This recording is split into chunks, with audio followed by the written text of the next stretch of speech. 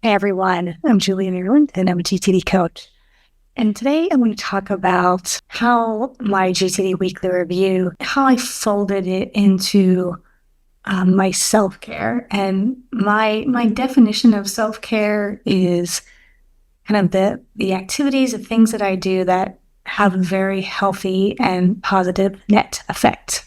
In the beginning of my GTD practice, I was just trying to do a weekly review, and I was trying to do it on Friday morning because that seemed like the ideal time. And then I had a hard time protecting it. And so I would try to do it in the afternoon, and I didn't have the energy for it. And it was like this kind of cranky, thing that I just felt like I was never good at or doing well. And then I made the decision to try to do it on Saturday mornings because I thought, well, at least it's in the morning, easier to protect. I'll have the energy for it. And that kind of really made sense on paper. But then I kind of bumped into, now I'm sacrificing my Saturday morning for my week review.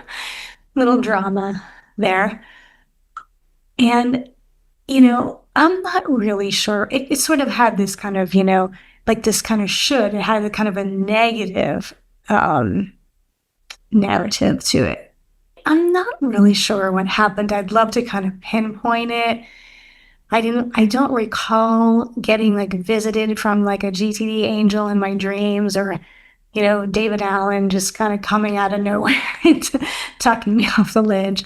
I'm not really sure what happened, but at some point I sort of did have a bit of an epiphany. And, I don't know exactly the impetus for it, but I just started thinking about other things that I did that were just had this really positive effect that weren't easy for me in the beginning. So the first thing that came to mind was exercise. So people that know me, I'm a go get 'em when it comes to fitness. I really actually love doing that. I'm at the gym at 5:01 when they open, and I really love that. I know, it's crazy. And people that kind of know me really well, they sort of oh, Julie, yep, she's exercising. I will say no to a lot of things, in service of not missing a workout. That really matters to me. However, what most people don't realize is it wasn't always that way. I was a total kind of bookworm kid. I never played sports. I didn't do really any of the fitness. I was thinking about this. I got somehow exempted from physical fitness in high school because I think really, honestly, I was so nervous and shy, and my parents were freaked out, and they they fabricated some story about why I didn't need to do it. No exercise in high school. Then I went to college and put on that old freshman 15, and I freaked out. And I was like, okay, maybe it's time. I need to do something about this. And so I took my very, very first aerobics class, dating myself here. And I am not exaggerating. I could not move for 3 days after that. I was so sore. I say this, even my hair hurt. I couldn't lift my arms. It was terrible. But I was like, you know what? I'm going to keep going. And so after I could get out of bed, I went back to the next class, and it was tiny bit easier, but kind of just as awful. But I kept going. And part of why I kept going was I just thought, you know what? I want to feel better. I just want to feel better in my body. I want to get stronger, and I'm willing to endure this crazy, soreness and all that went with it, and kind of the embarrassment too, because I wanted a better result than I was experiencing. So I started thinking about this with my weekly review. I was like, why can't I just use the same logic? And I did. And I just started treating my weekly review like exercise, and also like meditation. So I'm very much prioritize that too. And I was terribly horrible in the beginning. I couldn't sit still for 30 seconds. But I wanted the result. And, now that's kind of easy for me. And so I just applied the logic. And So I started like treating my weekly review. I took it out of like that have to kind of like more work to do, whatever, blah, blah, blah story I was telling myself, and into kind of my self-care, my meditation, my exercise, my affirmations, those things like that. I just plucked it out of one bucket and put it into another. And lo and behold, I kind of started to have an easier, more graceful relationship to it. And I approached it just like they do those other things. Let's do 5 minutes. 5 minutes. Yeah, we got a good win.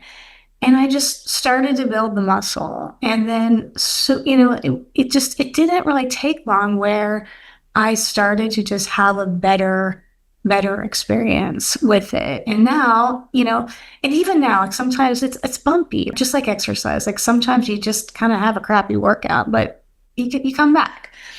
So it's a lot like that. So my encouragement, if anyone's kind of really struggling with it, sometimes it's like you got to name it differently. Like sometimes I think the weekly review, and I've talked about this, it's like promoted as so like you have to do it, like, but it's just something you do because you want the result or because you just feel better afterwards.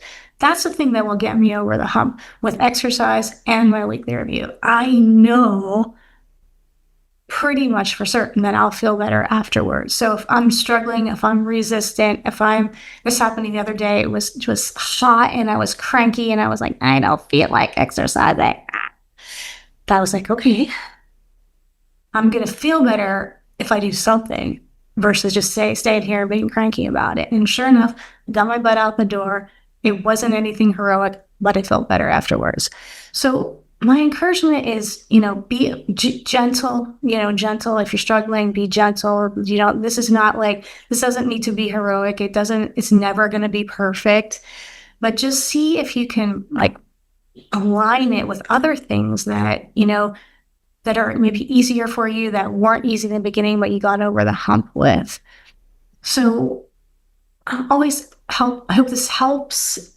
Feel free to ask questions, leave comments.